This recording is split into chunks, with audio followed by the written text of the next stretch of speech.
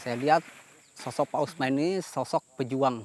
Seingat saya tahun 2002 itu hampir musnah ini pisang di seluruh Kaliorang. Kemudian bangkit lagi, Pak Usman berjuang. Tantangan perjalanan panjang pun menghadang. Kalau untuk mensiasati pengirimannya itu, Bu, kalau dihitung-hitung ya sangat tipis sekali, Bu. Karena pembiayaan untuk menyeberang ke Tanah Jawa itu sampai 24 juta. Demi mewujudkan primadona pangan unggulan dari tanah Borneo. Seorang pemuda ibu kota masuk ke desa.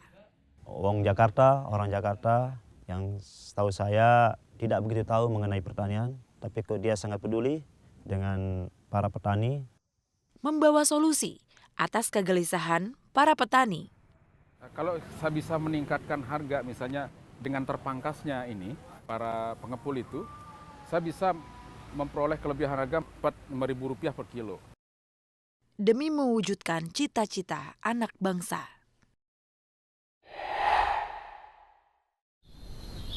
Dari tempat terakhir harimau Sumatera, Itu salah satu habitat harimau yang tersisa dan sangat penting. sejumlah ancaman mengemuka.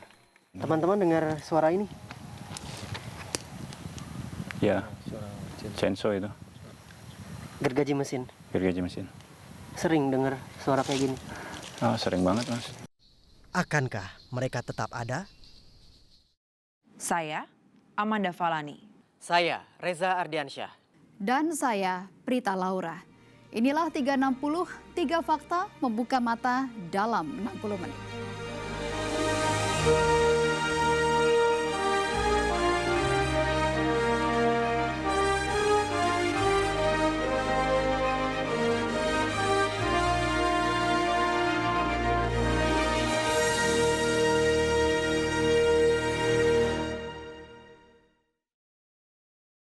Sekelompok petani di Kaliorang, Kutai Timur memilih menanam pisang di tengah kepungan perkebunan sawit. Amanda Falani mengunjungi pelosok Kalimantan Timur di mana sekitar 4.000 hektar lahan pisang menghampar. Namun potensi agribisnis ini terhambat permasalahan klasik, infrastruktur dan sarana prasarana. Amanda Falani menelusuri rantai sektor pangan budidaya pisang yang mampu menjadi komoditi unggulan pertanian Borneo. Simak liputannya berikut ini.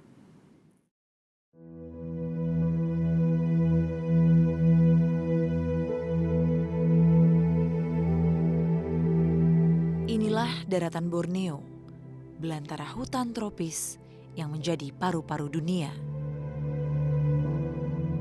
Meski perkebunan sawit menjadi pemandangan yang umum ditemui di sini, saya melihat sesuatu yang berbeda di Kecamatan Kaliorang, Kutai Timur, Kalimantan Timur. Ribuan hektar perkebunan pisang menghampar di tengah kepungan kelapa sawit.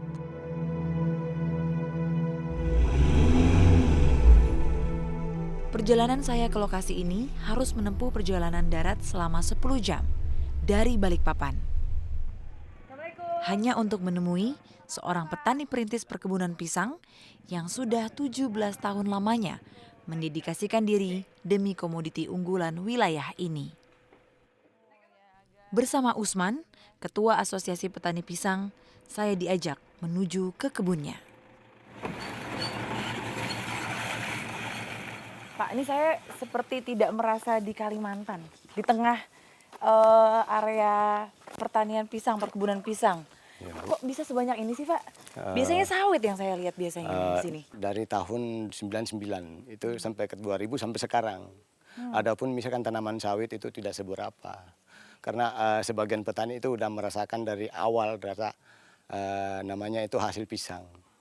Tapi Bapak Usman sendiri kenapa berpikir dan memutuskan untuk menjadi petani pisang?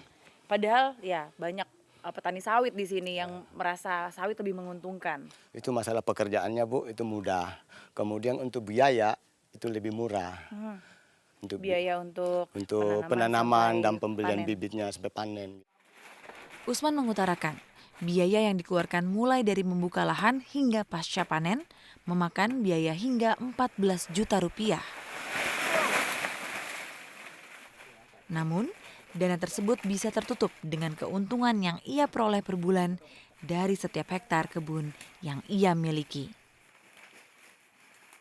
Dari mengelola buah pisang, ia pun mampu menghidupi keluarganya.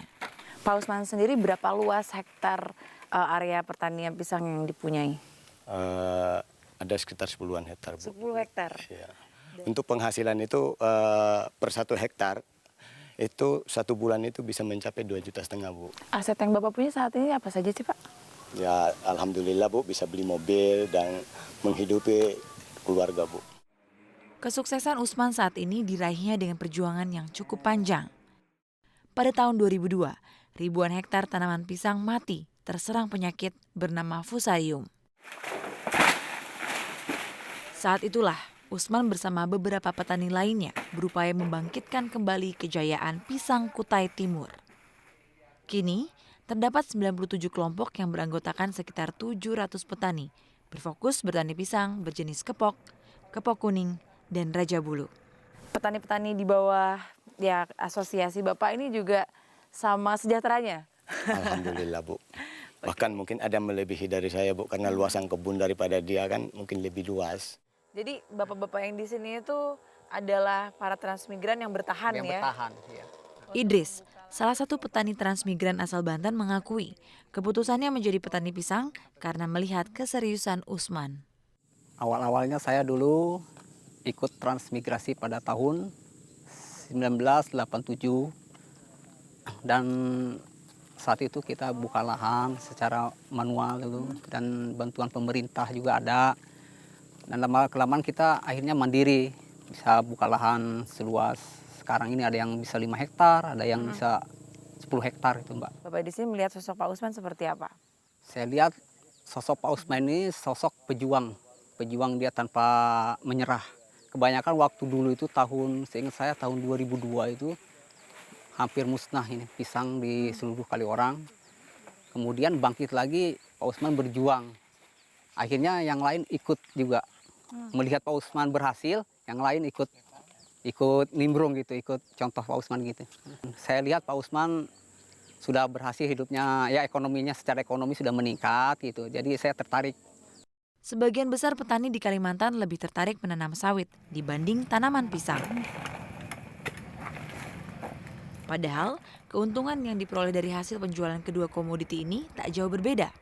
Hasil panen pada 1 hektar sawit bisa mencapai 2 ton dengan nilai jual Rp1.200 per kilogram. Sementara hasil panen pisang pada 1 hektar bisa mencapai 800 sisir dengan nilai jual per sisir senilai Rp4.000. Berbeda dengan Usman, Idris ternyata menanam kelapa sawit di atas lahan miliknya. Namun Idris memiliki alasan sendiri atas keputusannya ini. Kalau alasan saya, menurut saya pribadi, Mbak, gini. Kan kita sebagai petani ini menjaga pasar gitu. Kan kalau misalnya kita pasaran pisang ini anjlok, kemudian kita punya sawit cadangan gitu. Sawit kan harganya netap gitu, Mbak. Karena kita diterima oleh pabrik, kalau pisang kan bisa naik turun. Permasalahan transportasi dan infrastruktur menjadi penyebab tidak stabilnya harga pisang pada aspek pemasaran komoditi pertanian unggulan ini. Boleh ceritakan nggak sih Pak, hambatan para petani pisang di sini itu apa? Kalau untuk mensiasati pengirimannya itu, Bu, sebenarnya itu kalau dihitung-hitung ya, sebenarnya kalau dibilang itu sangat tipis sekali, Bu. Karena pembiayaan untuk menyeberang ke Tanah Jawa itu sampai 24 juta. Sekali kirim? Sekali kirim. Berapa ton? Itu 20 ton, Bu. Kalau untuk menghambat lagi ini, Bu, kadang-kadang kalau kita keterlambatan kadang-kadang mengirim ke Jawa ini karena infrastrukturnya mungkin Ibu sendiri tadi melewati lah seperti apa. Itu kadang seperti itu sehingga kita terhambat. Karena jadwal ferry yang ada di Balikpapan ini kan ada waktunya tersendiri, Bu. Kemudian, Bu, kalau sudah jalan rusak-rusak begini, kita kan menjaga kualitas, Bu. Nah, kalau misalkan jalannya sampai seperti ini, Bu, otomatis kan kualitasnya jatuh, Bu, karena tergesek-gesek. Hasil panen melimpah dari 4.000 hektar perkebunan pisang tiada artinya jika kualitas tidak sesuai permintaan saat diterima konsumen. Perlu banyak campur tangan dan bantuan berbagai pihak agar pisang ini tetap menjadi komoditi agribisnis unggulan. Sebagai solusi, sebuah subterminal agribisnis dibangun oleh Dinas Pertanian Provinsi Kalimantan Timur pada 2010 lalu. Edi Junaidi, Kepala Bidang Pertanian terkait, menjelaskan upaya yang telah dilakukan jajarannya. Pak, dalam skala prioritas, apa saja yang perlu ditanggulangi gitu hambatan-hambatan petani ini di sini? Masalah sarana prasarana infrastruktur seperti jalan usaha tani dan produksi untuk bagaimana mengeluarkan hasil produksi dari kebun ini ke tempat penjualan nantinya. Ada keseriusan dari pemerintah provinsi yaitu dengan adanya stasiun terminal agribisnis STA. Ini salah satu mungkin sebagai memfasilitasi tentang masalah pemasaran tadi. Di sini, pisang tak hanya dipasarkan dalam bentuk mentah, tapi juga diolah menjadi sebuah produk dalam kemasan sehingga menambah nilai jualnya. Peluang ini pun diambil oleh para warga transmigran yang tinggal di desa kecamatan Kaliorang. Pak, ini adalah salah satu hasil olahan ya, pisang goreng yang paling umum. Iya. Nah, kalau misalnya olahan lainnya dari pisang kepok, hasil panen dari Kaliorang ini menjadi apa saja? Ini ada olahan keripik, kemudian ada salai, pisang salai sama tepung. Yang sudah keluar daerah ini keripik ya, keripiknya yang sudah sampai ke Sidoarjo. Setelah digoreng ini nanti kan selesai, kita kemas dulu kan. Dodi Cahyadi, koordinator pengolahan, menjelaskan kepada saya kesibukan subterminal agribisnis sehari-harinya. Dalam seminggu, ia dan kelompoknya mengolah 2.000 sisir pisang untuk memperoleh sekitar 1 ton keripik dalam kemasan dan dikirim keluar Kalimantan. Jadi pada awalnya gitu kan pisang segar, buahnya gitu kan. Di sini terjadi overload. Kemudian kita ngumpul sama teman-teman gitu kan, cari ide gimana gitu supaya pisang dari petani ini bisa laku gitu kan, jangan sampai masak di pohon gitu. Kemudian kita punya ide bagaimana kalau misalnya kita bikin olahan. Kebetulan ada tawaran itu kan dari Sidoarjo untuk keripik. Seberapa besar sih Pak keuntungannya dan ya perbandingannya jika pisang itu dijual dalam bentuk jadi dan dalam bentuk setengah jadi ini? Setengah jadi ini. Disparitas harganya, keuntungannya? Keuntungannya ya lumayan di olahan ini ya. Itu yang pertama. Yang kedua juga kalau buah segar itu kan kalau kita ngirim ke luar Pulau Jawa misalnya, itu transportasi kan otomatis lewat laut. Nah, biasanya kan ada kendala cuaca segala macam, jadi kadang ada keterlambatan sehingga pisangnya kan jadi masak. Nah, jadi di situ kita bisa jatuhkan harga. Nah, kalau ini kan nggak ada kendala gitu, nggak ada hambatan. Industri olahan pisang yang dijalankan oleh hanya sekitar 10 pekerja ini ternyata mampu memenuhi permintaan kota-kota besar di Jawa. Apalagi jika semua hambatan yang dialami oleh para petani dapat teratasi. Peluang ekspor komoditi pisang pun di depan mata. Di Jakarta, saya pun mengunjungi Kementerian Pertanian untuk mencari tahu bagaimana dukungan pemerintah pusat dalam mengembangkan sentra kawasan pisang di Kutai Timur. Sputnik Sujono, selaku Direktur Jenderal Hortikultura, berkomitmen akan lebih berupaya membantu para petani, terutama pada pengolahan pisang pasca panen. Mbak sendiri sudah jalan 10 jam, ya bagaimana pisang kalau itu dibawa dengan waktu yang 10 jam tentu akan mengganggu kualitas. Jadi transportasi jalan itu juga menjadi prioriti untuk kita kembangkan bersama. Karena terus terang penanganan di sektor pertanian bukan hanya diselesaikan oleh sektor pertanian saja. Ini adalah lintas sektor, sehingga ini juga harus kami sampaikan kepada Kementerian Perhubungan, ya, Kementerian PU dan sebagainya. Ya. Target Bapak sendiri kira-kira supaya jalan ini mulus untuk para petani mengirimkan pisangnya ini berapa lama? Saya dengan arahan Pak Presiden, beliau minta bahwa pasca panen dan transportasi itu menjadi prioritas. Mungkin insya Allah sebelum beliau berakhir lah, 2017-18 sudah 2018 lah mungkin bisa tuntas semua. Di tengah keterbatasan sarana dan infrastruktur, Usman menjadi contoh kegigihan ratusan petani pisang lainnya di Kutai Timur. Berkat konsistensinya, ia pun mampu memperluas ladang pisang di tengah kepungan ladang sawit dan menjadi sejahtera. Mungkin kalau saya bertanam sekarang Insya Allah di tahun berikutnya ini pas mencapai pasca panennya mungkin harga pisang ini akan naik melonjak. Nah, sehingga itu hati saya itu terdorong sekali, Bu. Sehingga saya mengajak beberapa petani untuk ikut ke saya.